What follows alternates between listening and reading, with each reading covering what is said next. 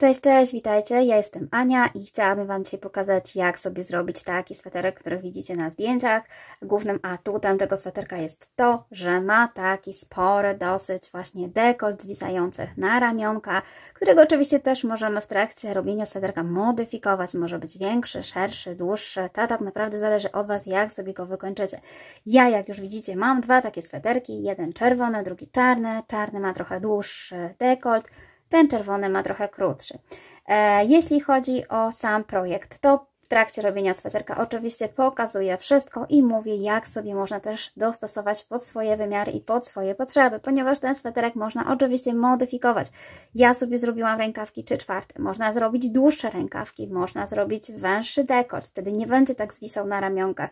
Wszystko oczywiście Wam pokażę. Tak wygląda mniej więcej schemat tego sweterka. Robimy go w całości, od jednego rękawka do drugiego rękawka, rozdzielając jedynie tutaj przy dekolcie na panele i później łącząc, ale to w trakcie robienia tego sweterka wszystko wytłumaczę.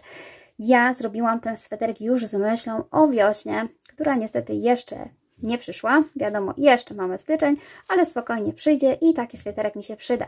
Dlatego wykonałam ją z włóczki Alizabella, jest to 100% bawełny. Włóczka ma motki 100-gramowe i aż 360 metrów.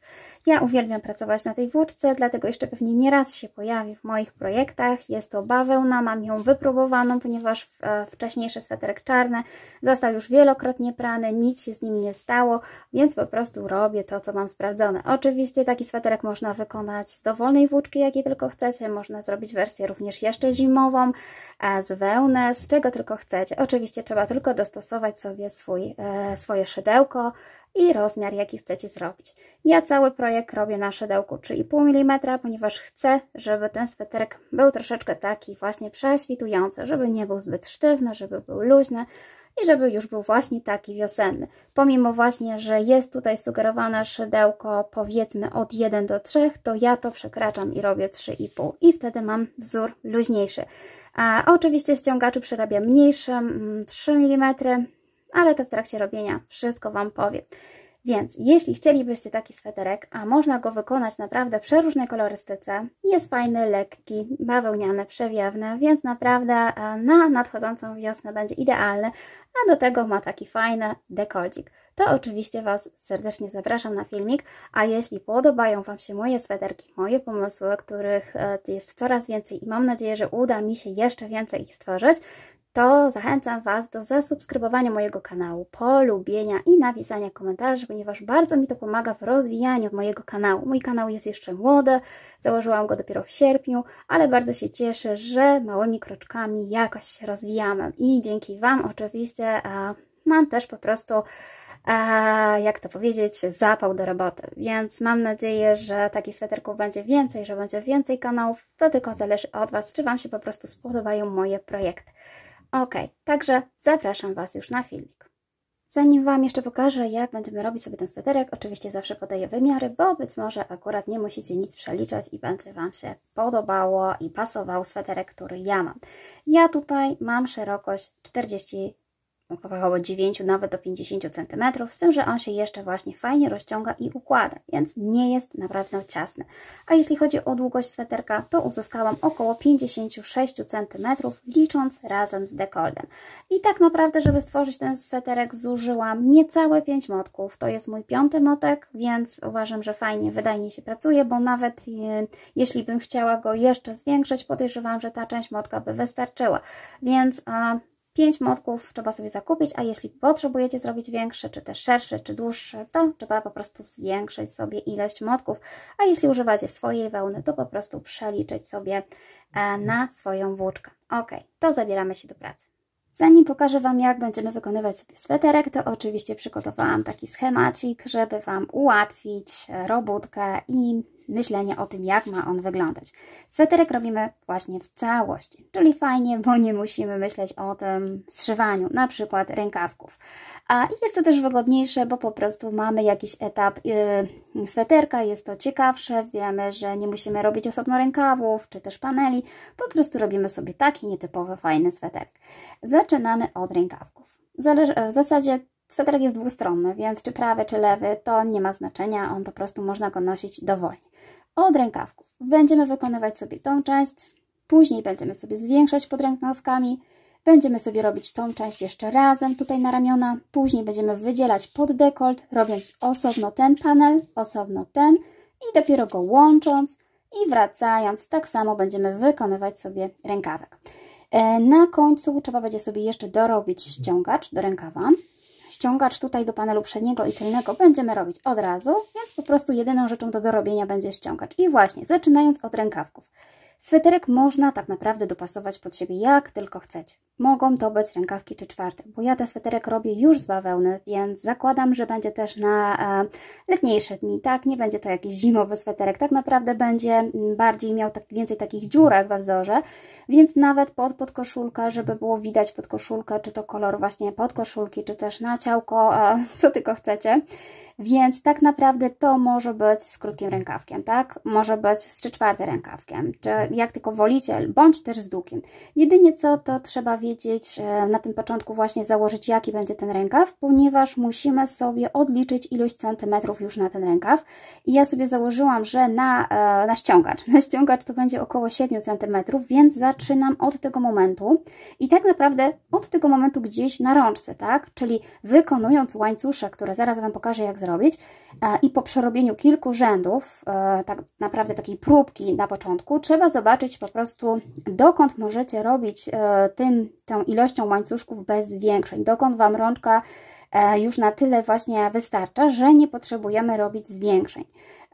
Te zwiększenia można zacząć wcześniej, można później, w zależności od tego, jak sobie zrobicie tutaj szeroko pod tą część rękawka. No i dalej zaczniemy się już z zwiększaniem i tak jak mówię, tutaj trzeba dojść do momentu, w którym właśnie będzie już odpowiednio pod paszką, że nie będzie nam po prostu już za mało, czy też za dużo. No, za dużo to też może być, bo tak naprawdę można z tego zrobić naprawdę batmanowe też takie rękawki. Można od początku właśnie zwiększać i dzięki temu zrobimy się taki sweterek batmanowy. Ale ja tutaj robię pół na pół, po prostu te rękawki są tak mniej więcej tutaj, więc pokażę Wam po prostu ten sposób robienia sweterka. Więc zaczynamy od rękawa i już Wam pokazuję, jak będzie wyglądał wzorek. Na początek biorę sobie szydełko numer 3 mm, ponieważ pierwszy ten łańcuszek zawsze lubi się troszeczkę rozłazić, więc żeby nie był taki luźny, warto sobie przerobić go mniejszym szydełkiem. Później będę starała się właśnie przełożyć na szydełko 3,5 mm. Robimy sobie pętelkę podstawową i nabieramy dowolną ilość oczek. Dlaczego dowolną? Bo najpierw musicie po prostu przerobić próbkę, żeby zobaczyć, ile potrzebujecie oczek, żeby Wam właśnie tutaj dookoła zmieściła się rączka. Ja już przerobiłam próbkę, więc wiem, że nabiorę sobie 60 oczek łańcuszka. Czyli nabieramy sobie 60 oczek łańcuszka w ten sposób. I mam nabrane już 60 oczek. Robimy sobie jeszcze jedno oczko brzegowe. W ten sposób. Wzór na ten sweterek jest bardzo prosty. Są to cały czas półsłupki, przepraszam, oczka ścisłe nawijane.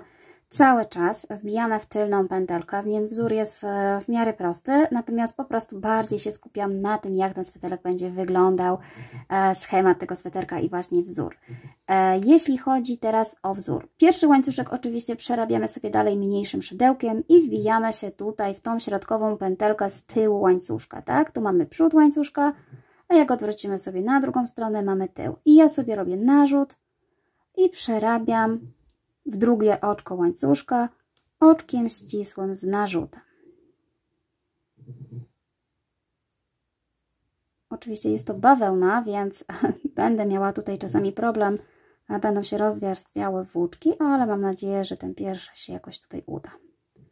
Czyli cały czas przerabiamy sobie oczka ścisłe z narzutem, narzut, wbijamy się pod spód, przeciągamy w ten sposób szydełko i przeciągamy przez dwa.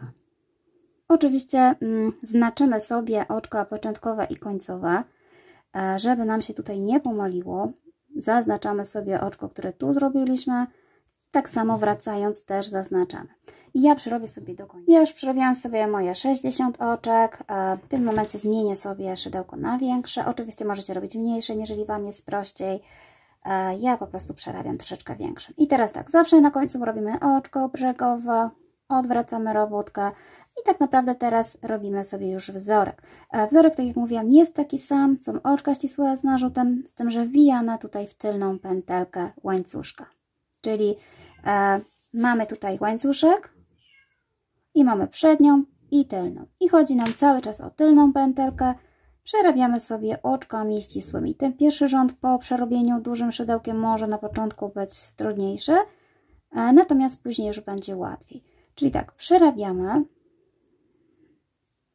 tak jak tutaj widzicie, z narzutem, wbijamy się szydełko, przekładamy, cały czas tak samo. I tak dochodzimy do końca. I przerobiłam sobie już prawie całe. Tutaj mam zaznaczone ostatnie oczko, więc mam ułatwione. Robię narzut i wbijam się w te dwie pętelki, czyli jak gdyby w całe oczko na końcu.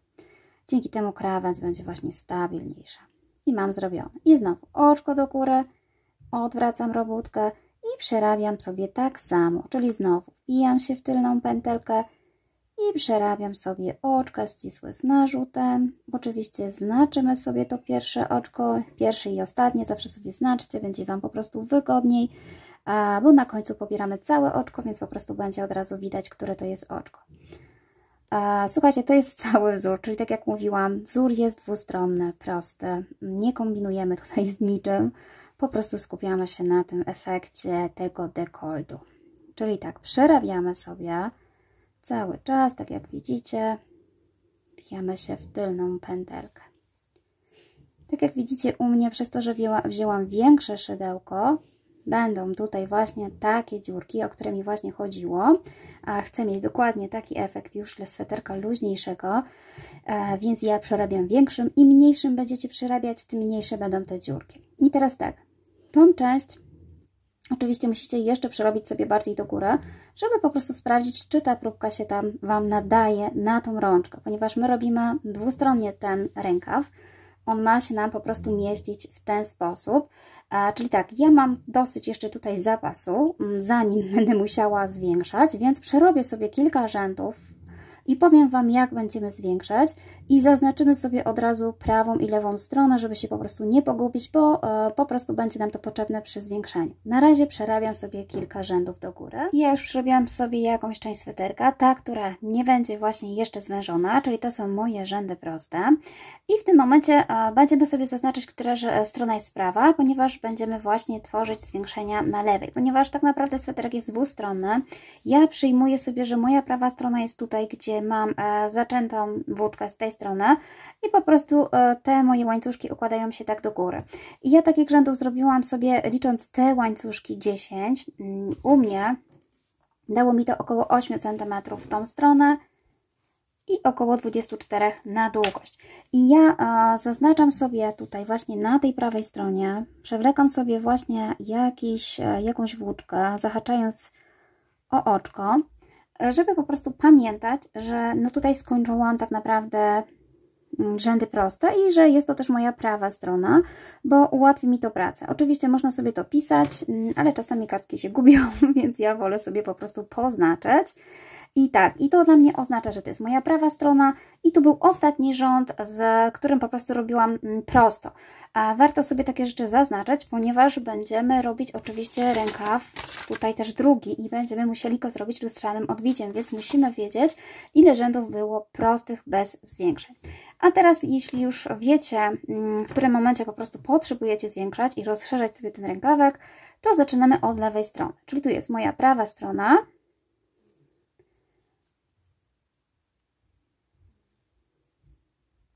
I zwiększenia po prostu będziemy robić na lewej, czyli robimy oczko do góry, odwracamy robótkę. Jeśli chodzi o te zwiększenia, to ja już mam taki jeden sweterek, tak jak Wam pokazywałam, czarny, więc już wiem, jak go robić, żeby te zwiększenia były dla mnie odpowiednie. Ja po prostu zwiększam tylko na lewej stronie, w taki sposób, że tutaj w jednym oczku robię 2 z tej strony i tu w jednym oczku robię 2. Następnie przerabiam całą stronę prawą, bez zwiększeń i z powrotem na lewej znowu zwiększam, czyli jak gdyby co drugi rząd, a każdy lewy jest dla mnie zwiększający. Jeżeli chcecie, żeby rękawek zwiększał się bardziej, bo potrzebujecie po prostu czy nawet chcecie mieć taki fason po prostu, żeby rękawy były szersze, można zacząć zwiększać tak naprawdę i na prawej, i na lewej. I za każdym razem z tej strony końcowej i początkowej po prostu robiąc 2 oczka w jednym. Musicie tak naprawdę sobie dopasować próbkę po prostu pod siebie.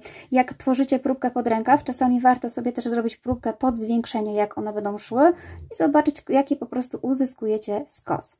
Czyli tak, zwiększenie robimy w ten sposób, że oczywiście też wbijamy się tutaj w to pierwsze oczko, ale ja, żeby nie robić takich dziurek, ponieważ jeżeli ja się wbiję 2 razy w to oczko, bardzo często jest tak, że robi się nam większa dziurka. Więc czasami biorę sobie mniejsze szydełko, żeby mi się po prostu lepiej wbijało. Pierwsze oczko przerabiam całe, tutaj, biorę całe i robię oczko ścisłe, z narzutem oczywiście. Natomiast jeszcze raz powinnam przerobić tutaj w tym oczku, ale wtedy jak zauważycie, dziura się zrobi większa, więc ja po prostu tutaj wybieram sobie mniejsze szydełko, robię narzut i staram się w tym samym oczku zebrać tylko tą tylną pętelkę. To się uda, nawet czasami lepiej wziąć jeszcze mniejsze szydełko. O, widzicie? Wbiłam się w tym samym oczku i zabrałam tylko tylną pętelkę. Dzięki temu zobaczycie, że nie będzie tutaj takiej dziury. A wiadomo, przy zszywaniu tych brzegów czasami no, te dziury nam przeszkadzają i nieładnie to wygląda, więc im mniej dziur, tym lepiej, jeśli chodzi o zszywanie akurat. I dalej przerabiamy sobie do końca tak samo, bez zwiększeń, czyli oczka z narzutem. I zatrzymam się tutaj na końcu, żeby Wam pokazać, jak robię tutaj to zwiększenie. Nie zmniejszenie, tylko oczywiście chodzi o zwiększenie. I jestem już na końcu tego sweterka, tego rękawka po lewej stronie i tutaj Wam również pokażę, jak zrobić zwiększenie. I tutaj mamy zaczepiony znacznik i tutaj właściwie ten znacznik mi pomaga, ja go nawet nie odczepiam. I znowu robię narzut. Lustrzanym odbiciem najpierw muszę zrobić tutaj w tylną pętelkę, ponieważ właśnie całe oczko jest tylko przy końcach. I tutaj robię w tylną pętelkę raz. I teraz widzę, gdzie właśnie marker mi przytrzymuje te oczko. Muszę się przebić tutaj w całe to oczko. W taki sposób. Oczywiście lepiej czasami sobie wziąć mniejsze szydełko, przebić się. I jeszcze raz tutaj w całe, a jednak muszę chyba wyciągnąć ten marker. On mi na początku pomagał, ale teraz mi tutaj utrudnia. Chodzi o to, żeby przebić się w 2 pętelki. O, w ten sposób. Przerobić jeszcze jedno oczko. I tak naprawdę po skończeniu tego rzędu ja miałam 60 oczek, więc powinnam mieć tutaj 62 oczka. Odtąd zaczynajmy sobie już poszerzać rękawek. I co? I dalej oczywiście robimy tak samo, czyli odwracamy na prawą stronę, prawa strona, przerabiamy całą prawą stronę bez zwiększeń, czyli teraz te oczka, które nam tutaj powstały, przerabiamy sobie do końca.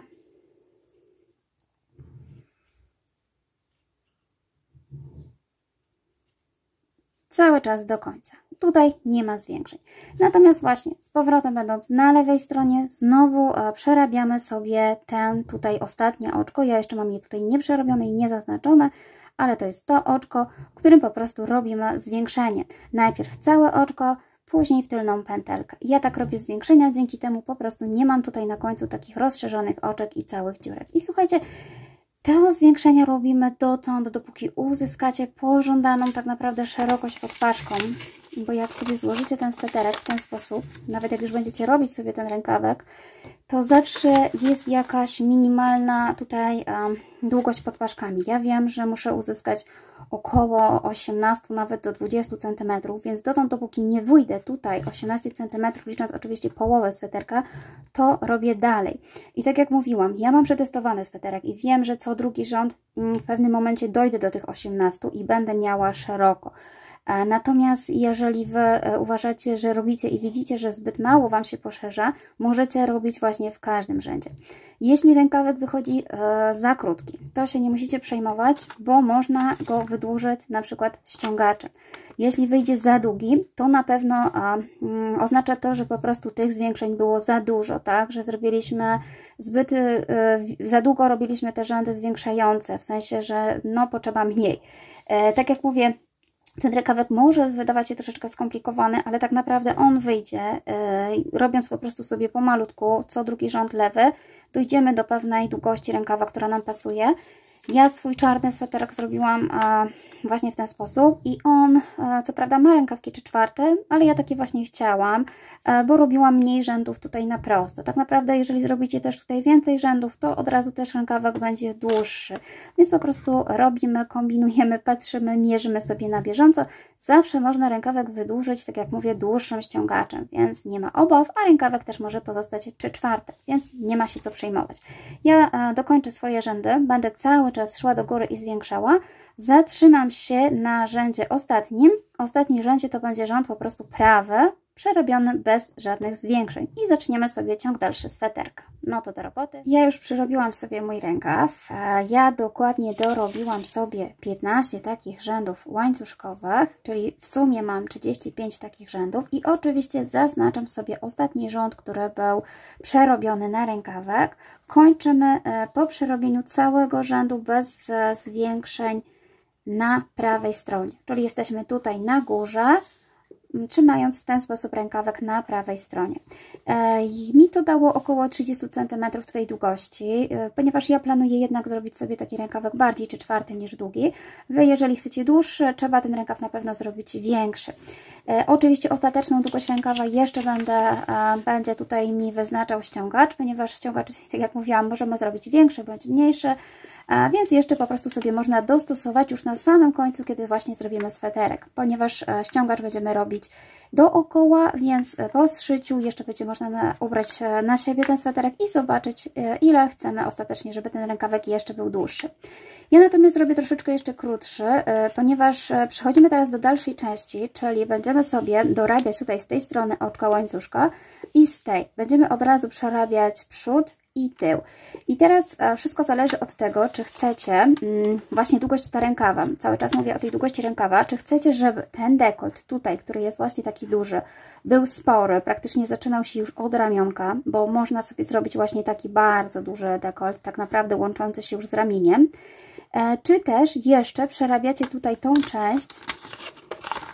Jak sobie oddzielę ołówkiem, może tej linii nie widać, tu ja jeszcze przerabiam sobie tutaj część około 5 cm, będę przerabiała na ramionka i przez to, że ja tutaj też będę miała spory dekolt, bo przeznaczę na to około 40 cm, tu będzie około 5 i z tej strony około 5, to u mnie jeszcze te trochę 5 cm będzie opadało na ramię, czyli jeszcze ten rękawek się wydłuży. Natomiast jeżeli planujecie zrobić sobie taki dekolt naprawdę szeroki, czyli po prostu od razu, kiedy już przerobimy sobie tutaj ten łańcuszek, będziecie chcieli sobie oddzielić panele, żeby był naprawdę taki zahaczający się wręcz na ramię ten dekolcik, bo też można właśnie taki zrobić, to trzeba sobie właśnie ten rękaw zaplanować już teraz, bo tak naprawdę już nie będzie tych dodatkowych tutaj 5 cm troszeczkę zwisających, bo u mnie dekolt się jeszcze rozszerzy, będę mogła go rozszerzyć właśnie na ramionka i tą część tak naprawdę będzie jeszcze opadała na ramionka. Wiem, że może to być skomplikowane, natomiast ten sweterek tak naprawdę, przez to, że mamy taki duży rękaw, on się sam układa, tak? On właśnie wyznacza długość ramion tak naprawdę, też przez to, że jest ten dekolcik tutaj większy, więc tak naprawdę nie ma co od razu robić za długiego rękawu, żeby się nie okazało, że jest za długi, chyba że chcecie, bo na końcu jeszcze można po prostu zwiększyć sobie ściągacz. Też są fajne sweterki z tymi dużymi ściągaczami na rękawkach. Więc tak, ja teraz pokażę Wam, jak będziemy tutaj doczepiać łańcuszek z tej strony i od razu z tej i będziemy sobie po prostu szli dalej. Więc zaczynamy. Od tego rogu, co mówiłam, przerobiliśmy prawą stronę całą i będziemy sobie dodawać oczka łańcuszka. Oczywiście teraz wszystko też zależy od tego, jaki długi chcecie sweterek, więc trzeba sobie po prostu zwymiarować, ile oczek trzeba dodać. Ja ten sweterek zrobię około 55 do 60 cm, od razu będziemy robić ściągacz. Sprawę mamy ułatwioną, ponieważ na przykład wiadomo, że jeżeli złożymy sobie ten rękawek na pół, w ten sposób, to ta wielkość już jest też wielkością naszego sweterka, długością. U mnie to jest około 21 cm, może 22 tutaj na rogach, więc już 22 cm mam. Jeżeli chcę uzyskać, załóżmy do 60 cm czy 55 cm, to około 35 czy nawet więcej muszę jeszcze mieć tych centymetrów. I teraz tak, wystarczy rozłożyć sobie tutaj ten rękawek, przyłożyć metr. Na szczęście mamy tutaj aż 43 cm i sobie sprawdzić, a tak naprawdę ile Wam brakuje oczek. Ja tak jak mówiłam, nie chcę mniej więcej podawać długości sweterka, nie musi to być dokładnie 55 czy 60, ma być pomiędzy, więc załóżmy, że będę chciała, żeby miał jeszcze dołożone 35 cm, więc po prostu od tej strony, mówiąc prościej, przeliczę, ile zajmuje tutaj mi te oczka. Akurat wyszło mi, że tutaj jest 20 oczek, więc już wiem, że muszę po prostu odjąć. Odjąć co? No mi tutaj wyszło 110 oczek. Po prostu na końcu z 60 wyszło 110, więc po odjęciu tej części tutaj 20 cm wychodzi, że żebym po prostu uzyskała jeszcze po 35 cm z każdej strony, muszę nabrać 90 oczek. Mam na myśli tak, tą stronę tutaj 90 i tą 90, czyli tak naprawdę po zsumowaniu tutaj około tych 22 i 35 powinna mieć około 57 cm. Jest to mniej więcej. Wiadomo, że nie chcę co do centymetra tutaj akurat szacować. Chodzi o to, żeby po prostu sobie mniej więcej ustalić. I w ten sposób robimy sobie po prostu dalej. Czyli tu będziemy nabierać 90 oczek i tu. Wy oczywiście sobie zwymiarujcie pod siebie, rozłóżcie rękawek. To już jest gotowa próbka, więc jest taka tak naprawdę najbardziej miarodajna, jeśli chodzi o to, ile nam wyjdzie oczek, ile nam wyjdzie centymetrów z danej ilości oczek. Ok, czyli zaczynamy. Z tej strony mamy prościej, bo będziemy robić tylko oczka łańcuszka, natomiast wracając będziemy musieli zrobić grubszy troszeczkę ten łańcuch, chyba żeby właśnie nie było różnicy we wzorze. Więc tutaj tak naprawdę zaznaczamy sobie ostatnie oczko, żeby się nie pogubić, w razie czego gdybyśmy po prostu zapomnieli, ile już tych oczek łańcuszka mamy, zawsze można od tego momentu jeszcze raz przeliczyć.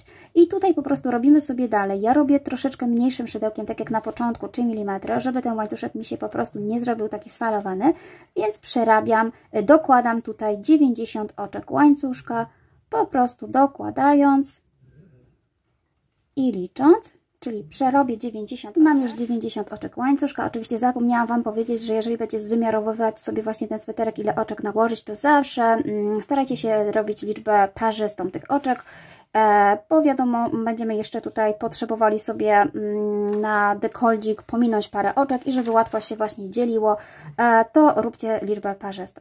I oczywiście robimy tak samo, jak robiliśmy w łańcuszku podstawowym, czyli po prostu jeszcze jedno oczko dodatkowe jako przejście i przerabiamy sobie ten łańcuszek od razu oczkami ścisłymi, właśnie z narzutem, czyli w drugie oczko łańcuszka. Dokładnie w ten sam sposób, co robiliśmy na początku. Więc żeby nie przedłużać filmiku, ja nie będę pokazywać już jak cały ten łańcuszek przerabiam. Oczywiście zaznaczcie sobie to pierwsze oczko, bo ono ma tutaj plus jeszcze brzegowe oczko, więc żebyście się nie pomylili, od razu po przerobieniu sobie zaznaczcie i dalej przerabiamy sobie te 90 oczek w tylną pętelkę, taką środkową łańcuszka, dokładnie tak samo jak zaczynaliście rękawek. Czyli ja sobie przerobię i pokażę Wam, co dalej. Ja jestem już na końcu, pozostały mi tutaj dwa oczka, jeszcze zatrzymuję się tutaj, żeby Wam pokazać, gdzie jest tak naprawdę ostatnie oczko. Czyli ja mam tutaj 88, teraz robię tutaj 89, jeszcze mam jedno i 90 oczko to jest taka wystająca tutaj pętelka, to co żeśmy tutaj zaczynali, czyli też musimy tą pętelkę sobie zrobić. I teraz mamy w ten sposób łańcuszek, przekręcamy sobie w tą stronę, żeby właśnie sobie dopasować już do naszej lewej strony, bo odwrócimy sobie tutaj, teraz pracujemy na lewej stronie. I jeżeli mamy pewność, że mamy już te 90 oczek, tutaj pierwszy łańcuszek przerobiłam sobie tym szydełkiem 3 mm, następnie już będę tutaj dalszą część przerabiała moim 3,5. I wiem, że miałam tutaj pierwsze oczko, tak naprawdę to pierwsze oczko można, ale nie trzeba przerobić całe, żeby było stabilniejsze. Jak już wolicie, ja zobaczę, ale myślę, że przerobię tutaj w tylną pętelkę od razu. I przerabiamy sobie tak do końca, idziemy dalej i zaraz Wam pokażę, jak będziemy doczepiać łańcuszek z drugiej strony. I po przerobieniu sobie już tej całości tutaj jesteśmy na dole, z powrotem tutaj i będziemy sobie doczepiać drugi łańcuszek. Tutaj nie będziemy zrobić zwykłych oczek łańcuszka, ponieważ już by się nam tutaj nie zgadzała szerokość łańcuszków, bo on jest tutaj przerobiony. Więc będziemy robić taki grubszy łańcuszek, taki podstawowy z oczek właśnie nawijanych. Znaczymy sobie oczywiście ostatnie oczko, żeby się nie pomylić. I teraz tak, bierzemy mniejsze szydełko. Można nawet wziąć 2,5 mm, bo się będzie lepiej wbijało, a te oczka będą troszeczkę szersze. Ja na razie zrobię trójką, żeby Wam tutaj pokazać, jak te oczka w ogóle będą wyglądać. Natomiast później sobie po prostu przerobię troszeczkę mniejsze. Czyli tak, jesteśmy w ostatnim oczku, robimy narzut i wbijamy się tutaj jeszcze raz w tą samą pętelkę, w której robiliśmy tutaj to oczko. Czyli ja się wbijam tutaj, jeszcze raz. Przekładam sobie tą włóczkę, mam 3 pętelki i przekładam przez 3. I to jest moje pierwsze oczko. Następnie znowu robię narzut i teraz będziemy sobie właśnie wyszukiwać tutaj takiego oczka. Tutaj jest ta pętelka, podwójne oczko i będziemy się właśnie w nie wbijać. W każdą kolejną pętelkę z powstałego oczka, czyli z tego oczka powstała mi ta pętelka. Nawet właśnie lepiej jest sobie wziąć mniejsze szydełko, bo tutaj musimy troszeczkę robić luźniej, żeby właśnie sobie zbytnio nie zacisnąć tych pętelek. I znowu przekładamy i mamy 2 oczka. I znowu oczko, narzut i znowu wybieramy sobie tą pętelkę. Jak sobie popatrzycie z tyłu, to widać tutaj takie oczko. To oczko. Mam nadzieję, że to widać. I jest takie od tyłu, może ono nie jest takie idealne jak zawsze, ale da się tutaj je wybrać. I ja dlatego właśnie wolę sobie to robić mniejszym szydełkiem. Te oczka i tak wychodzą wielkie, więc nie ma co się przejmować, że zrobimy je zbyt ciasno. Pierwszą zahaczamy tu i szukamy sobie tej kolejnej pętelki. Z narzutem przeciągamy. Ważne jest właśnie, żeby sobie tu w miarę luźno zrobić, żeby sobie nie zaciskać, bo jak zaczniecie zaciskać, to pętelka będzie Wam ciężej po prostu ją wybrać. Mam nadzieję, że dobrze widać na tym czerwonym. Robimy narzut. I znowu wbijamy się od tyłu tak naprawdę tego łańcuszka, przekładając sobie przez 2, przeciągając i od razu w ten sposób. Ten łańcuszek jest bardzo właśnie podobny do poprzedniego, a jest już troszeczkę grubszy, więc ten wzór nie będzie nam tak uciekał. I tak samo robimy 90 takich oczek i po prostu one są już przerobione, więc cały czas idziemy sobie dalej, wbijając się w kolejne. Ja już właśnie przełożyłam sobie na szydełko 2,5 mm i tak naprawdę jest mi tutaj łatwiej przerabiać sobie te oczka. Tutaj sobie w miarę luźno trzymamy i przekładamy. I ja, no właśnie, i tu czasami się niestety coś nie chce przełożyć i trzeba się wrócić. Tak bywa z tym łańcuszkiem, ale trochę cierpliwości i się uda. W ten sposób. Poszło. Czyli ja przerobię 90 i powiem Wam co dalej. I gdy mamy już 90 naszych takich oczek łańcuszka, to robimy sobie dalej. Czyli na końcu robimy sobie oczko, odwracamy robótkę i tutaj będziemy robić sobie wzorek. Z tym, że tak, ja będę sobie tutaj robiła jeszcze bardzo taki podobny do tego wzoru ściągacz na 15 oczek. Jeżeli nie lubicie robić z takich ściągaczy od razu, możecie robić cały czas tym wzorkiem. Tak naprawdę ten sweter też nie musi mieć ściągaczu, bo jest ładny. Natomiast można go sobie jeszcze zrobić w taki sam sposób, jak będziemy robić rękawki. Po zszyciu po prostu dookoła będziemy robić półsłupki nawijane, raz wbijane z przodu, raz z tyłu, to później Wam pokażę. Natomiast jeżeli chcecie robić sobie tak jak ja, to teraz zaczynamy. Czyli tak, ja przeznaczyłam, że będę miała 15 oczek na ten ściągacz i ten ściągacz również będę robiła z oczek ścisłych nawijanych, z tym, że zamiast się wbijać w tylną pętelkę, tutaj będę się wbijała w przednią. Czyli tak naprawdę ten ściągacz nie różni się zbyt wiele, nawet wyglądem troszeczkę może się różnić, natomiast troszeczkę nam ten sweterek zawęzi. Czyli tak, tutaj sobie robimy pierwsze oczko, oczywiście sobie zaznaczamy i robimy sobie już tym szydełkiem docelowym, czyli 3 mm, czyli znowu narzut i tak jak mówiłam, gdybyśmy robili zwykły wzorek, wbijalibyśmy się tutaj w tą tylną pętelkę. Natomiast przy robieniu tego ściągaczu wbijamy się w pętelkę nawet nie z oczka, bo mamy tutaj oczko, to jest podwójne, a pod tym oczkiem mamy dodatkową pętelkę taką i właśnie w tą pętelkę się wbijam i przerabiam sobie oczka ścisłe z narzutem. Czyli tak naprawdę wzór taki sam, tylko sposób wbijania się będzie troszeczkę inny. I tak przerobię sobie przez 15 oczek, czyli cały czas tutaj.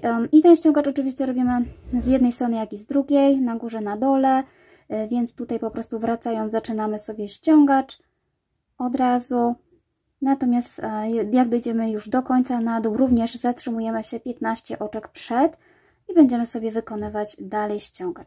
Czyli tak, ja sobie przerobię jeszcze te 15 oczek i po przerobieniu tego 15 oczka trzeba sobie oczywiście zaznaczyć 15, żebyśmy wiedzieli, gdzie będziemy robić dalszą część tutaj ściągacza. Wbijamy się tutaj w całe oczko, a pomimo, że będziemy się gdzie inaczej wbijać, zaznaczamy sobie całym oczkiem. O, ja sobie zaznaczyłam złe oczko. Tutaj mam 15. W ten sposób i dalej wykonujemy bez zmian, czyli musimy się tak troszeczkę odwrócić robótka i w następnym oczku, czyli pamiętajcie, że to oczko, które miało tutaj tą pętelkę, nie zabieramy tej pętelki, bo to oczko miało zebrane tą pętelkę, czyli trzeba tak gdyby popatrzeć z góry, że to jedno oczko zostało zabrane, czyli dopiero wbijamy się w kolejne tutaj to oczko i wbijamy się w tylną pętelkę i przerabiamy sobie dalej wzorek, cały czas tak samo. Oczywiście, jeśli chodzi o te łańcuszki jeszcze, jeżeli wyszły Wam jeden dłuższy, jeden krótszy, bo to w zasadzie zależy od tego, jak przerabialiśmy właśnie ten drugi łańcuszek, czasami może wyjść dłuższy, to się nie przejmujcie, ponieważ to się jeszcze wszystko ułoży w miarę jak będziemy robić sweterek dalej, to tak naprawdę wszystko się ładnie wyprostuje. Czyli tak, tu przerabiamy sobie do końca i tak naprawdę ja już mam teraz w całości sweter panel i rękaw, więc mam te 110 oczek plus 2 razy po 90, czyli ja już mam 290 oczek, więc przerabiam sobie tutaj cały czas do końca, do momentu, aż z tej strony znowu zatrzymam się 15 oczek przed tym łańcuszkiem, czyli przerabiam dalej. Ja przerobiłam sobie już drugi koniec, oczywiście pomieszałam szydełka, mówiąc Wam, że 3 mm, przerabiamy sobie już tym szydełkiem 3,5, który po prostu robiliśmy cały czas rękawek. I zatrzymuje się znowu 15 oczek przed tym łańcuszkiem drugim. Oczywiście trzeba sobie wcześniej przeliczyć, żeby wiedzieć, gdzie właśnie mamy 15. I tutaj również robię ten sam wzorek, co robiłam w tamtym końcu, wbijając się tutaj w tą przednią pętelkę. W ten sposób, robiąc sobie oczka ścisłe, nawijane. I oczywiście też możemy sobie zaznaczyć to pierwsze oczko, żeby nam się tutaj nie pomyliło. I przerabiam sobie dalej, wyszukując tutaj tej pierwszej pętelki do końca.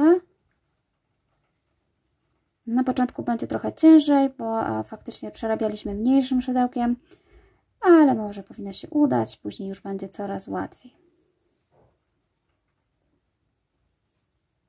Przerobię do końca i na końcu ostatnie oczko przerabiamy sobie całe, czyli nie w pierwszą pętelkę, tylko jak gdyby w całe oczko, które tutaj mieliśmy zaznaczone. One mi już tutaj spadło, ale już sobie nawijam. Czyli mamy 2 pętelki i przekładamy sobie wszystko. I mamy przerobiony sobie ściągacz, a robimy oczko do góry za każdym razem. I teraz będziemy powtarzać cały czas taką samą sekwencję. Czyli tak, kiedy jesteśmy na ściągaczu tutaj z tej strony 15 oczek, przerabiamy sobie czy to na prawej jesteśmy stronie, czy na lewej, zawsze tak samo tutaj w tą przednią pęteleczkę.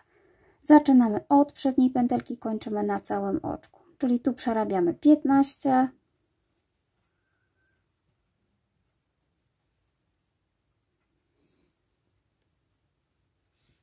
Do tego naszego znacznika.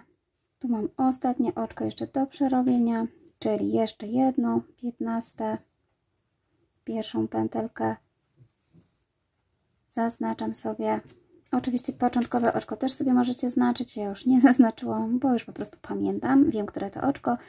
I znowu przerabiamy sobie dalej. Z tym, że pamiętajcie, tutaj przy tym oczku wzięliśmy pętelkę z tej strony, może trochę mniejszym szydełkiem, więc przerabiając dalej nie możemy wziąć tej pętelki, bo to oczko było zajęte, ono jest inaczej przerobione, tak? Ono jest tu zaciągnięte, widzicie? Więc żeby przerabiać dalej i nie dodawać oczek, bo przez to, że przerobicie, zaczniecie dodawać oczek i zacznie Wam się wydłużać robótka i będzie zdziwienie, dlaczego mi się robótka rozszerza.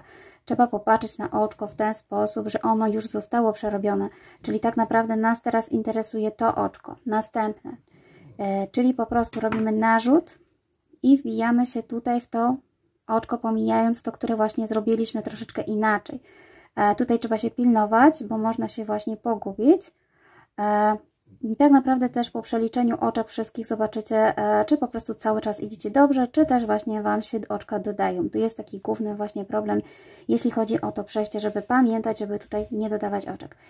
Ten ściągacz będzie troszeczkę węższy, bo on ma nam troszeczkę zawęzić tą robótkę, tutaj będzie troszeczkę szerzej. Słuchajcie, dalej robimy tak samo, czyli ja już nie będę pokazywać, bo przerabiamy sobie cały tutaj panel, tak samo, tymi oczkami wianymi w tylną pętelkę. Natomiast z drugiej strony, gdy dochodzimy do końca, przerabiamy sobie ściągacz, wbijając się tutaj w taką przednią pętelkę, robiąc również oczka ścisłe nawijane. Cały czas, słuchajcie, tak samo, czyli czy na prawej, czy na lewej stronie. Teraz tak, ja już mam przerobiony taki sweterek, więc wiem, jak on będzie wyglądać. Natomiast tutaj trzeba sobie właśnie ustalić teraz, jaką chcemy tak naprawdę szerokość tego sweterka. Ja z reguły tą szerokość tutaj mam około 50 cm. I właśnie te 40 tutaj na ten dekoldzik przeznaczę około 40 cm, dlatego po bokach jeszcze będę miała po 5. Starajcie się nie robić tutaj szerokich boków, bo ten sweterek ma właśnie duży mieć dekolt, wręcz nawet jeżeli chcecie, żeby był naprawdę spory, to możecie przerobić tylko tutaj 2-3 cm, a resztę zostawić sobie na ten spory dekolcik. Czyli tak, ja przerabiam sobie 5 cm, jadąc cały czas tak samo, góra-dół. Tak naprawdę chodzi o całe rzędy, więc zobaczę, ile tak naprawdę mi to zajmie te 5 cm. Nie będę kończyła na niepełnych rzędach. Prawdopodobnie zajmie mi to tutaj raz, 2, 3, 4, 5, 6, 7 takich rzędów, więc po prostu przerobię takich 7 łańcuszków i powiem Wam, co dalej. Ja już przerobiłam sobie ten mój paseczek tutaj. Następnie zajmiemy się rozdzieleniem paneli, ponieważ będziemy właśnie robić już tutaj otworek, więc będziemy osobno robić panel przedni, a później będziemy dołączać sobie tutaj włóczkę i robić tylni. I tak jak mówiłam, będziemy go później tutaj razem łączyć. Więc tak, zatrzymujemy się w miejscu po przerobieniu sobie tutaj na górze. Ja jestem na prawej stronie i tak naprawdę trzeba sobie wyliczyć połowę tych wszystkich naszych oczek. Ja miałam 290, co mi daje 145 po jednej stronie i po drugiej. Z tym, że ja nie dzielę w ten sposób, że dorówna, tylko wydzielam sobie tutaj 8 oczek. Mam tutaj w środeczku 8 oczek, ponieważ będzie to na dekolt, będzie to takie zaokrąglenie naszego ściągacza. Oczywiście można sobie zostawić mniej bądź więcej, nie musi tu być zbyt wiele, ponieważ ten ściągacz będzie dosyć szedł szeroko, ale jeżeli chcecie, żeby właśnie był na ramieniu dosyć szerzej, żeby Wam właśnie wręcz tak opadał, można sobie po prostu zostawić tutaj więcej oczek. Chodzi nam właśnie o tutaj o taką przerwę, czyli tak naprawdę po każdej stronie tutaj musi nam zostać tyle samo oczek, w środku tyle samo i z tej strony tyle samo. U mnie to wychodzi po odjęciu, miałam 145, więc z każdej strony wzięłam tu 4, więc zostaje mi 141 i 141 oczek to są oczka, które również liczę jako ze ściągaczem, tak? Czyli 141 z jednej strony, 4 oczka przerwy z jednego panelu, 4 oczka przerwy już, które wchodzą w drugi panel i 141 również z tego panelu. Po prostu wydzielamy sobie taki środeczek. Środeczek z każdej strony musi mieć po prostu tyle samo oczek, zarówno z przodu, jak i z tyłu. Jeżeli mieliście na przykład jakimś cudem nieparzystą liczbę oczek, to możecie, przepraszam, zawsze tutaj pokombinować i zostawić sobie o to oczko więcej. To znaczy, jeżeli właśnie Wam wyszło, że coś Wam się nie zgadza, to zostawcie tutaj na przykład 7, wyrównując sobie te dwa panele. Oczywiście to się rzadko zdarza, ale może się tak zdarzyć, że faktycznie gdzieś tam pogubimy, to tutaj możemy właśnie to wyrównać. I tak naprawdę jesteśmy teraz właśnie na tej prawej stronie, tutaj, i będziemy sobie po prostu robić dalej, czyli tak naprawdę już tej krawędzi nie robimy, dochodzimy tutaj do końca, robimy sobie oczko, przekładamy i robimy sobie dalej, czyli tak jak naprawdę robimy sobie pół sweterka, będzie mniej do przerobienia tutaj z tej strony i przerabiamy sobie cały czas tak samo, czyli po prostu dochodzimy tylko do połowy tej krawędzi. Tak naprawdę krawędź teraz jest naszą tutaj krawędzią, czyli za każdym razem będziemy musieli dojść tutaj, zawrócić i robić sobie tą część panelu. I oczywiście tą część panelu robimy sobie, no największą tak naprawdę, tak jak mówiłam, u mnie to jest około 40 cm, więc musimy przerobić dosyć dużo. a już końcowym etapem będzie połączenie i zrobienie takiej samej części, co tutaj. Ale zanim to zrobimy, to tak, robimy sobie ten panel i kończymy go na górze. Natomiast jeżeli już uznamy, że jest odpowiedni i po przerobieniu właśnie tych 40 cm i tej krawędzi tutaj, ostatnią rzeczą będzie po przerobieniu tutaj u mnie tych 5 cm, czyli sweterek będzie prawie już po prostu miał swoją szerokość, to wtedy pokażę Wam, jak doczepić sobie tutaj włóczkę i będziemy sobie przerabiać z kolei tą stronę panelu i będziemy sobie ją później łączyć. Czyli najpierw zrobię sobie tą część panelu i pokażę Wam, co dalej. Ja już przerobiłam sobie jakąś część mojego przedniego panelu. Jestem mniej więcej tutaj, natomiast nie skończyłam jeszcze, ponieważ zabrakło mi na razie włóczki. Mam tutaj taką końcóweczkę i nie będę sobie dokończyła tego panelu, ponieważ tak naprawdę zacznę sobie już robić ten tylny panel i pokażę Wam, jak przyczepić sobie tutaj tą włóczkę. Bo przede wszystkim tak, jak będziemy robić panel, łączyć sobie te dwa panele, to będziemy potrzebować, żeby nasz ostatni rząd zakończył się z tej strony, czyli przedni panel na górze. I tą włóczką będziemy iść dalej, dorabiać oczka i łączyć właśnie z panelem tylnym. Dlatego fajnie jest, jak skończycie sobie w całości tylny panel i on tak naprawdę też się tutaj kończy na górze, czyli tu odczepiamy włóczkę, a tym z przodu będziemy robić dalej. Czyli ja po prostu, żeby nie ciągnąć teraz ze sobą tej włóczki, bo jakbym skończyła cały ten panel, to nie chciałam odrywać motka, odcinać, żeby po prostu kontynuować i mieć jak najmniej łączeń, to w chwili, kiedy po prostu skończyła mi się włóczka, przerobię sobie już cały tylny panel do końca i po prostu później doczepię włóczkę, dorobię przedni i pokażę Wam, jak będę to łączyła. Oczywiście to zależy od Was, jak jest wygodniej, można zrobić cały przedni, odciąć włóczkę, bądź też trzymać ją. Mi to po prostu by przeszkadzało, jeżeli bym robiła teraz tylny panel i ona by tutaj, ten motek by cały czas po prostu tutaj był, pomimo że można też odcinać, ale wiadomo, że ja lubię po prostu, jak jest jak najmniej łączeń. Czyli tak, skupiam się teraz na tym, że pokażę Wam, jak po prostu połączyć sobie tutaj połączyć włóczkę i zacząć robić sobie tylny panel. Wiadomo, one będą dwa takie same, mniej więcej już można sobie przymierzyć właśnie jak to rozplanować. U mnie jeszcze brakuje tutaj 5 cm, więc jeszcze mam do przerobienia trochę przedniego. Ok, to teraz pokazuję, jak dołączyć sobie ten panel. Czyli obecnie jestem tutaj w tym miejscu, gdzie rozdzielaliśmy włóczkę i tak naprawdę zaczęliśmy robić sobie przedni panel, więc tutaj nie mamy żadnej włóczki, musimy sobie dołączyć włóczkę. Czyli tak, mamy tutaj naszą przerwę, nasze oczka, ja sobie je zaznaczyłam i na razie ich nie wypinam, ponieważ no, będzie to przydatne. Następnie robimy sobie oczywiście podstawową pętelkę z nowej włóczki, w ten sposób zmniejszamy trochę oczko i zaczepiamy sobie w miejscu, w którym właśnie mamy wyznaczone, uwzględniając tą przerwę, którą tutaj mieliście. Ja zahaczę sobie w całe oczko, żeby to zahaczenie było troszeczkę stabilniejsze, ponieważ jak zahaczę w tylne, to oczko się może troszeczkę ciągnąć i po prostu przełożę i zrobię oczko łańcuszka. I jeszcze raz tutaj w tym samym miejscu przerabiamy sobie, można sobie właśnie przesunąć trochę oczko, przerabiamy sobie to nasze pierwsze oczko, czyli oczko ścisłe z narzutem. I to tak naprawdę jest moje pierwsze oczko. Można sobie oczywiście je zaznaczyć na początek, żeby właśnie było łatwo nam rozpoznać, gdzie było oczko łańcuszka, a gdzie jest pierwsze oczko.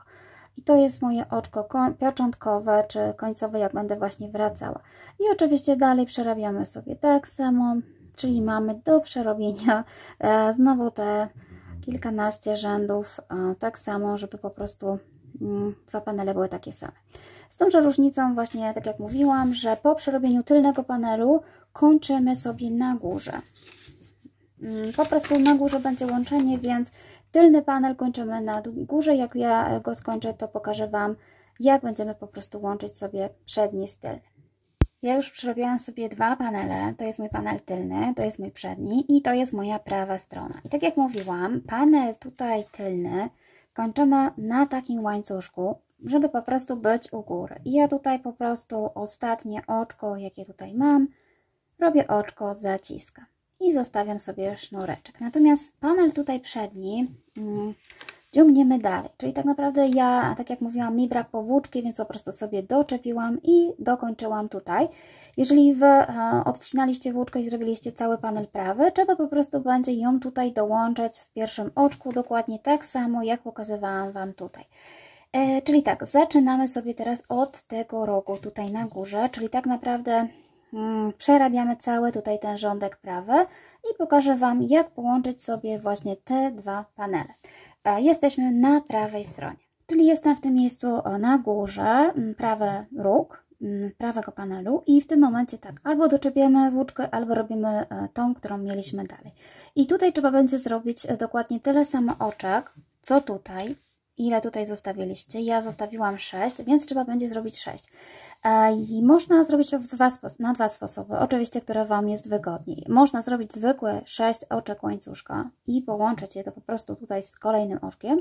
Ja natomiast zrobię sobie właśnie taki grubszy łańcuszek, który robiliśmy, jak robiliśmy drugą część panelu.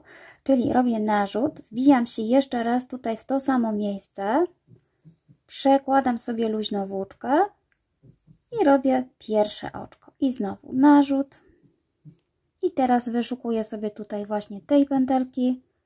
To jest dokładnie ten sam łańcuszek, który robiliśmy jako właśnie drugi. I mam już drugie oczko. I tak samo robię z trzecim, czyli narzut. Wyszukuję sobie tutaj podwójnej pętelki. Z tyłu oczka. Oczywiście można zrobić zwykły łańcuszek, ale ten po prostu będzie grubszy i będzie jak gdyby już kontynuacją troszeczkę tego wzoru. Mam 3, jeszcze zrobię 3 i po zrobieniu tych oczek, oczywiście te oczka tych łańcuszka można sobie zrobić mniejszym szydełkiem, natomiast część dalszą robię już swoim większym szydełkiem.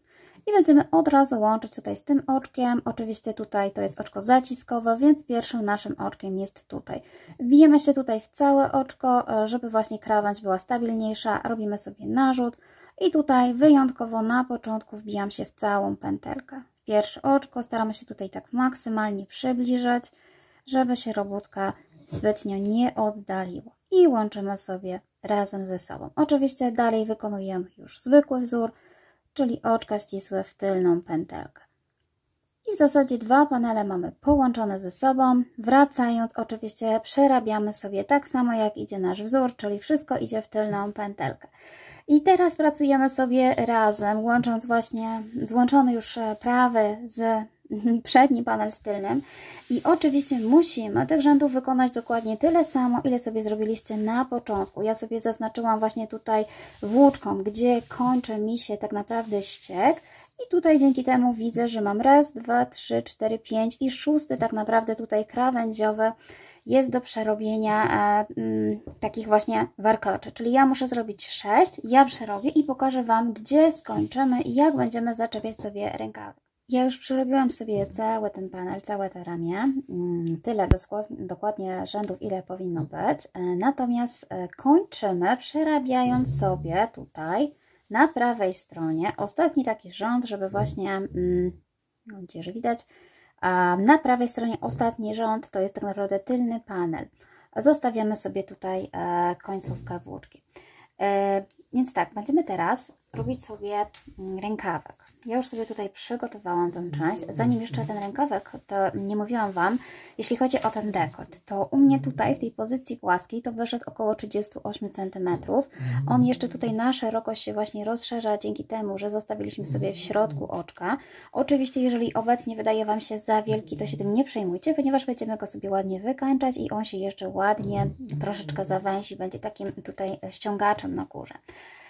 I jeśli chodzi o cały sweterek, to ja wykonałam sobie w sumie 56 takich warkoczyków tutaj, to one tworzą tak naprawdę podwójne rzędy i ja uzyskałam sobie tutaj szerokość około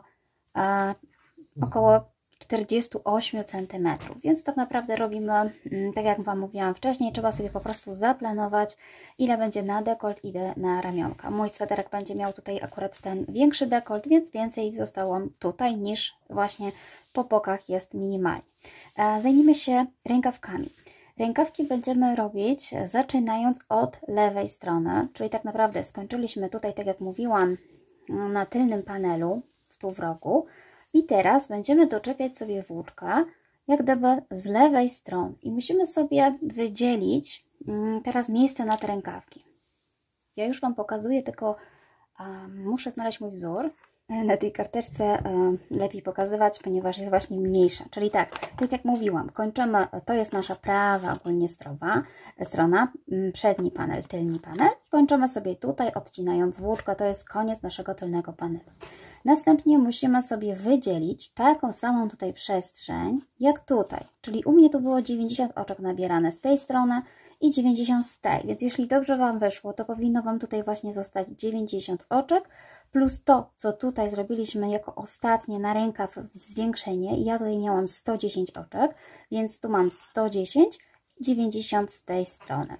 A oczywiście te oczka trzeba liczyć w trakcie robienia, żeby faktycznie na końcu nie dojść do już końca sweterka i okaże się, że właśnie nam czegoś brakuje, aczkolwiek nawet jeżeli brakuje nam jakiegoś jednego oczka, to też nie ma się co zbytnio przejmować, ponieważ przy szyciu zawsze można sobie to jakoś zweryfikować, czy nawet tutaj w tej stronie zostawić jedną mniej, czy z tej, nie ma znaczenia.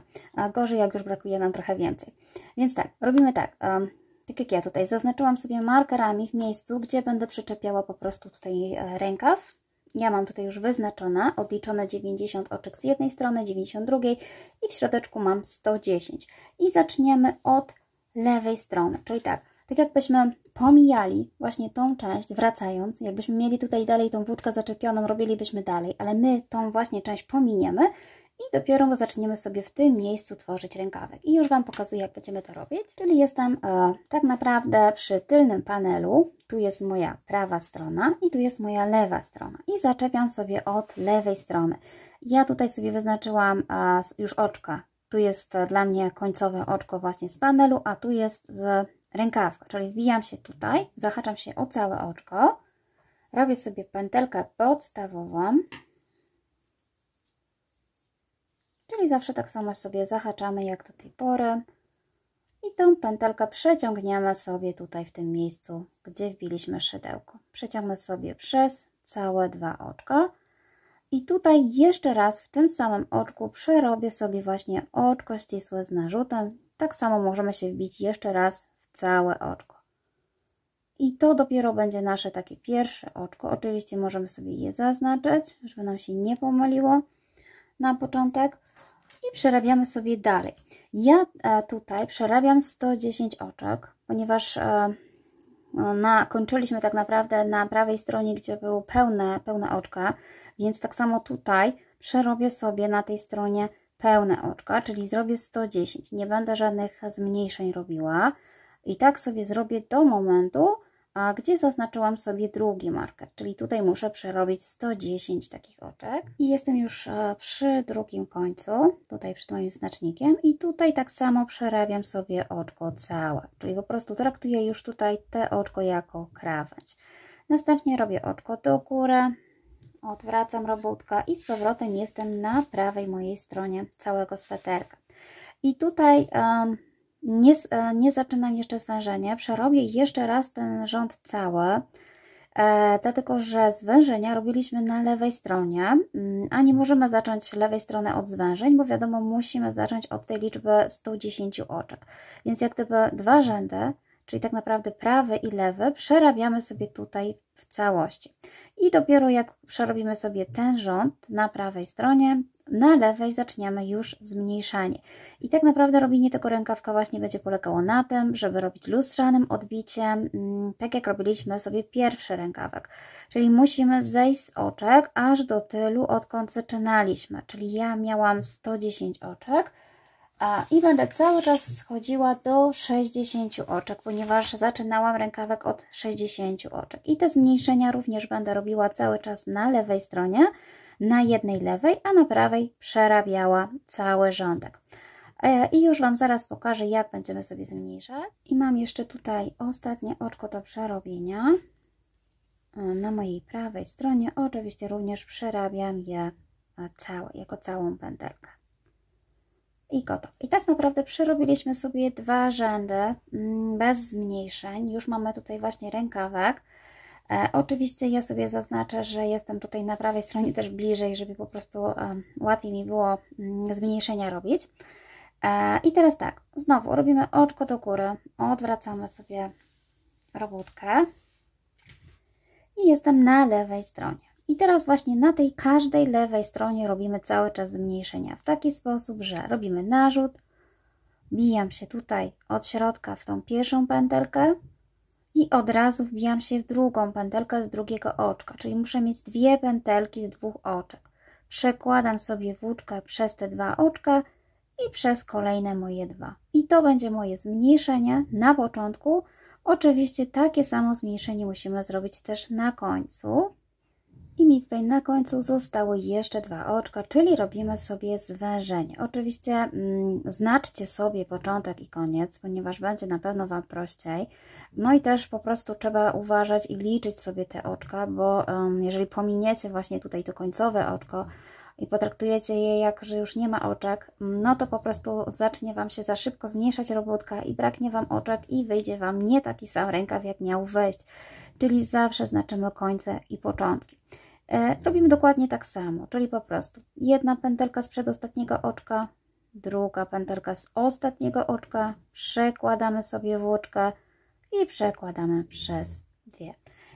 Po skończeniu tego rządku można sobie przeliczyć, czy mamy o 2 oczka mniej, bo za każdym razem po takim zwężeniu będziemy mieć o 2 oczka mniej. I znowu oczko do góry, odwracam, jestem na prawej stronie, prawą stronę przerabiamy bez zwężeń. I zaznaczamy sobie już te pierwsze oczka znacznikami, żeby nam było prościej właśnie wracając. Czyli słuchajcie, dokładnie robimy odwrotność tego, co robiliśmy przy pierwszym rękawku. Przy pierwszym rękawku musieliśmy zwiększać, natomiast tutaj musimy sobie zwężać i pilnować po prostu tych oczek, żeby dobrze sobie je zwęzić, żeby Wam wyszło tyle samo. A czy Wam wyjdzie też tyle samo, o tym się przekonacie, licząc sobie właśnie te rzędy, które ja sobie tutaj zaznaczyłam, które po prostu wiem, że w danym momencie miałam po 10 rzędów prostych, takich tutaj, i później miałam 25 rzędów, zajęło mnie skracanie. I tego właśnie trzeba się pilnować, żeby rękawek wyszedł takiej samej długości. To trzeba właśnie sobie przeliczyć, czy Wam się zgadzają te rzędy tutaj, do momentu, kiedy po prostu widzicie ostatni rząd takich łańcuszków. Strasznie mi się tutaj przebarwia ten kolor na pomarańczowy. Oczywiście to już pracuję po prostu po ciemku w świetle takim niestety lampkowym i po prostu kolor się zmienia. Słuchajcie, no i tak, ja przerobię oczywiście drugi rękawek zmniejszający, pokażę Wam, jak to u mnie wyszło. Oczywiście, kiedy już skończycie sobie zmniejszanie, robicie sobie tyle samo rzędów prostych. Pokażę Wam po prostu, w którym rzędzie po prostu będziemy zakończać i jak to będzie wyglądało. Czyli ja biorę się za pracę, już mam z górki, już mam zwężanie. Ostatnia prosta, do roboty. Ja już skończyłam przerabiać rękawek, w zasadzie sweterek skończony. Zostało tylko zszycie, dorobienie dekoldu i rękawków. Jak jeszcze robiłam ten drugi rękawek, to zapomniałam powiedzieć, że ten rękawek ma troszeczkę przekłamane rzędy. Na pewno nie wyjdą dokładnie tak samo jak z tej strony, ponieważ tak jak tutaj pamiętacie, robiliśmy w ten sposób, że zaczynaliśmy sobie jak gdyby od całego rzędu, czyli tutaj w ogóle nie było rzędu skracającego, dopiero skracający był dopiero po lewej stronie, czyli był lewy, prawy i dopiero lewy skracający. Natomiast tutaj właśnie z tej strony jedynym rzędem, jaki zrobiliśmy raz, to był tylko prawy, więc jest przekłamanie troszeczkę tych rzędów.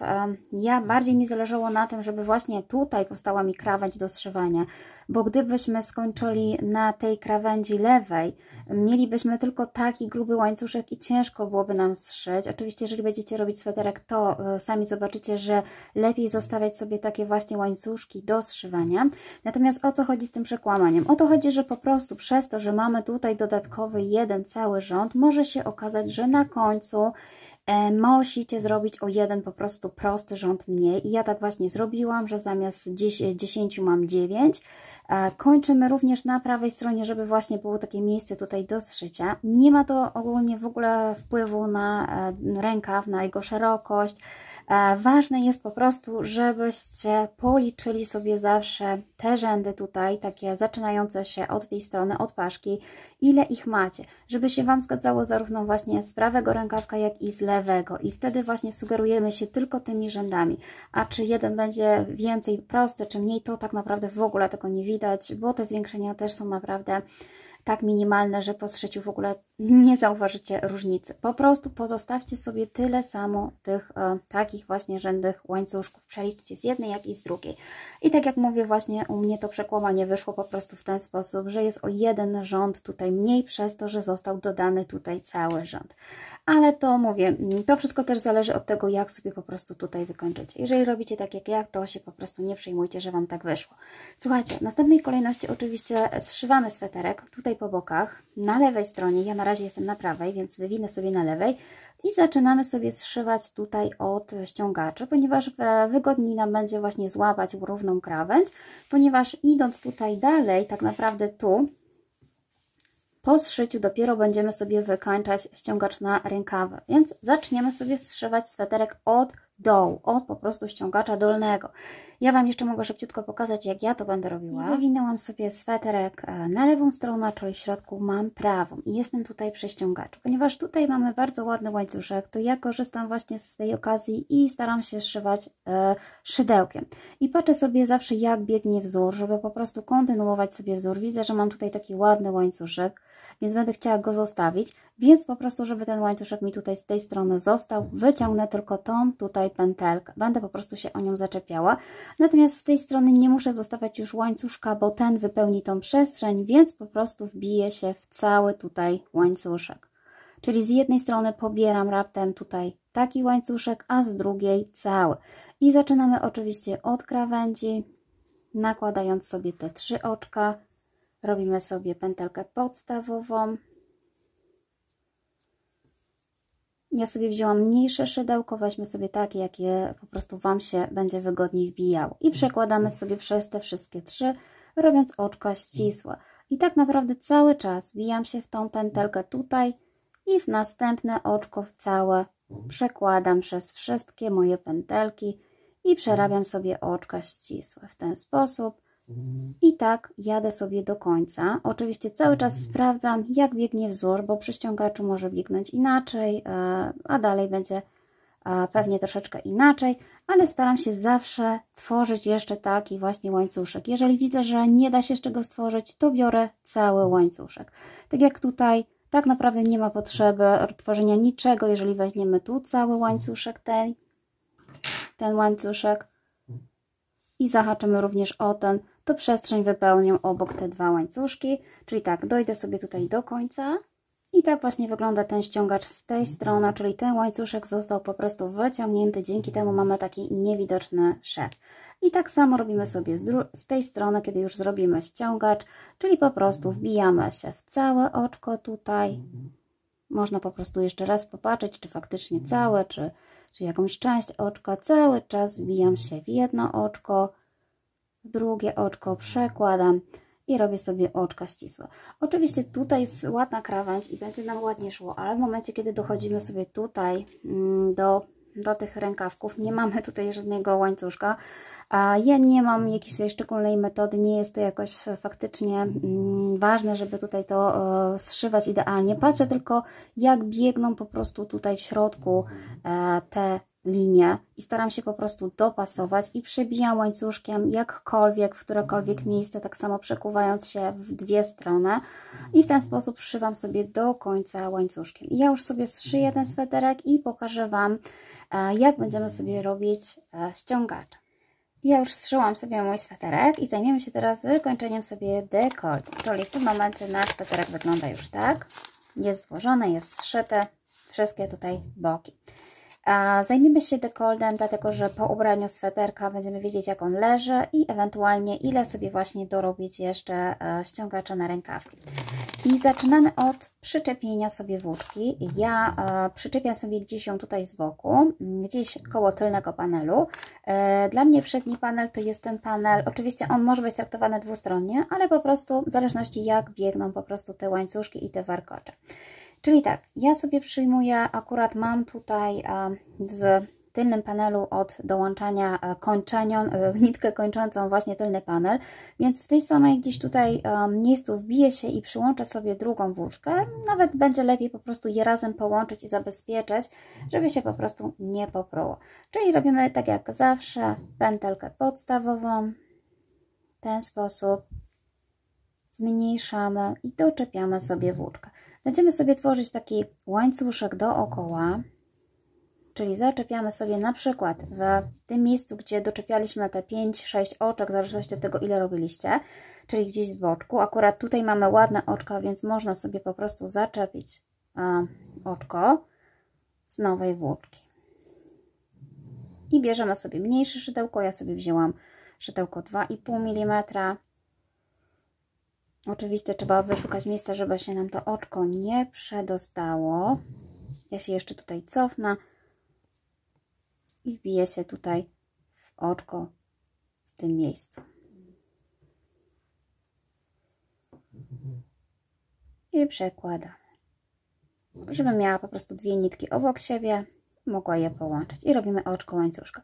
Następnie będziemy sobie tworzyć taki łańcuszek dookoła. Tutaj mamy brzegi, więc po prostu wbijamy się jakkolwiek. Nawet możemy w te oczka łańcuszka, które tutaj były, ale ja chcę jakoś to ładnie po prostu wyrównać, więc tworzymy sobie, a nie chcę dzisiaj ten łańcuszek mi wyjść. O, przebijamy i robimy oczka łańcuszka. Tak naprawdę dzięki temu, że my tutaj wbijam się mniej więcej w takie miejsca, przerobimy sobie te oczka, wyrównamy sobie wszystkie krawędzie i ładnie się dekolt będzie układał. Czyli tak jak widzicie, wbijam się tutaj pomiędzy, wyszukuję sobie oczek i przerabiam sobie dookoła łańcuszkiem. Tutaj jest moja boczna część jeszcze, ale zaraz wejdę już sobie na przedni panel i tutaj będę starała się utrzymywać ten sam ścieg. Tu mam jeszcze jedno oczko, przerobię, żeby było, nie było tak luźno. I w momencie, kiedy przerobiłam sobie tutaj kilka oczek, dochodzę do tego panelu, będę starała się zachowywać tę samą sekwencję powtarzalną. Czyli tak, tu mam ładny łańcuszek, więc przebijam się przez niego i przerabiam sobie oczko. Następnie muszę jeszcze pomiędzy przedostać się i zrobić też oczko. Czyli raz pomiędzy i raz w całe takie oczko. I raz tutaj pomiędzy wyszukujemy sobie oczko i raz w oczko. Taki łańcuszek musimy zrobić praktycznie dookoła. Dzięki temu, tak jak mówię, będziemy mieć ładniejszą krawędź, ładniej będzie sweterek wyglądał. Oczywiście wyszukujemy mniej więcej na tym samym poziomie. Staramy się, żeby oczka były w miarę po prostu tutaj ładnie przerobione. Oczywiście tych oczek jeszcze nie będzie widać, bo będziemy sobie na nich robić już krój. Ale tak jak widzicie, wbijam się tutaj pomiędzy tymi dwoma i wbijam się w całe oczko. I tak przerabiam sobie dookoła do momentu, aż dojdę tutaj. Teraz tak, te oczka przydałoby się, żeby były parzyste. Jeżeli się nie uda zrobić parzystych, będziemy mogli jeszcze sobie po prostu na końcu zrobić sobie po prostu dodatkowy półsłupek. Ja jeszcze ich nie liczę, bo nie wiem, ile mi wyjdzie, ale fajnie by było, jakby była ta liczba parzysta. Czyli tak, ja przerabiam i pokażę Wam, co dalej. Ja już przerobiłam sobie łańcuszek dookoła, tak to u mnie mniej więcej wygląda. Oczywiście powstaje Wam tutaj taka krawędź, której nie będzie widać, bo będziemy nadbudowywać dekolt. A tym sposobem mamy ładne zakończenie tutaj dekoltu. Oczywiście przy ostatnim oczku musimy policzyć, ile mamy oczek, tak żeby była liczba właśnie parzysta. Jeżeli się wszystko zgadza, to łączymy sobie z pierwszym oczkiem. Po prostu oczkiem ścisłym, w ten sposób. Od tej pory będziemy sobie już robić dekolt. Ja będę pracowała jeszcze na razie na szydełku 2,5, później po drugim rzędzie postaram się zmienić na 3, chyba że będzie mi się dobrze pracowało 2,5. A tutaj będziemy robić w ten sposób, że będziemy robić półsłupki nawijane. I tak, pierwsze oczko to jest dla mnie oczko do góry i to na razie pomijam. Zaczynam sobie od drugiego oczka. To oczko łączeniowe, które jest tutaj, zawsze będziemy łączyć i robić oczko do góry. To będzie takie przejście. Natomiast w kolejnym pustym oczku, czyli w pustym oczku, u mnie tutaj, tu mam puste oczko, robimy sobie narzut, wbijamy sobie w całe oczko, przekładamy, mamy 3 pętelki i przekładamy przez 3. I to jest nasz pierwszy półsłupek nawijany. I takie półsłupki musimy przerobić dookoła wszystkie nasze oczka. W ten sposób się wbijamy, nadbudowujemy sobie do góry nasz dekolcik. czyli narzut, wbijamy się w całe oczko i przekładamy przez 3. Cały czas tak samo. Narzut, wbijam się i przez 3. I ja sobie przerobię dookoła. Ja już przerobiłam sobie dookoła półsłupkami. Tak to właśnie powinno wyglądać. Tutaj na bokach. I ostatni słupek oczywiście będziemy sobie łączyć z pierwszym. Jestem sobie tutaj, przerobiłam sobie ostatni. Przyznam szczerze, że ja nie liczyłam tych słupków, czy są parzyste, czy nie, ponieważ nawet jeżeli w kolejnym rzędzie wyjdzie, że są nieparzyste, to sobie po prostu pokażę Wam, jak można sobie poradzić. U mnie z tym liczeniem jest tak, że zazwyczaj się gubię i liczę od początku i zawsze tak jest, że ktoś przeszkadza, więc po prostu znalazłam sobie sposób, jak sobie poradzić, a jeśli nie chce nam się po prostu liczyć. Oczywiście nie powiedziałam, ale to wykończenie do koldu robimy na prawej stronie, cały ten łańcuszek i to wszystko, ponieważ właśnie to jest nasze już ostateczne wykończenie. Liczba tych oczek nie jest jakaś ważna, nie jest konieczna. Ważne, żeby po prostu zrobić ładną krawędź, która się po prostu nie będzie zawijała. I po zrobieniu sobie ostatniego półsłupka w ostatnim miejscu, łączymy go z pierwszym półsłupkiem. Tu mieliśmy takie małe oczko łańcuszka, ono się troszeczkę zaciągnęło, nie wiem, czy to tutaj widać, ale było łączenie i tu mam takie małe oczko łańcuszka.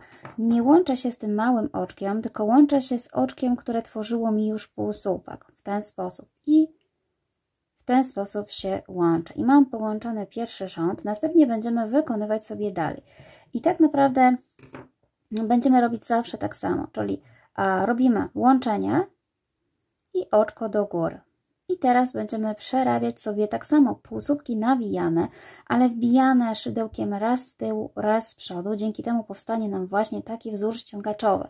Czyli tak, tu mam jak gdyby pierwszy mój wzór, to jest moje oczko, robię narzut i teraz wbijam się w pierwsze kolejne oczko, które tutaj widzicie jak gdyby pod tym oczkiem. Tutaj mam kolejne oczko i to jest mój pierwszy półsłupek, więc wbijam się w ten sposób, żeby go sobie tak opatulić. I tak po prostu było, żebym go widziała na szydełku.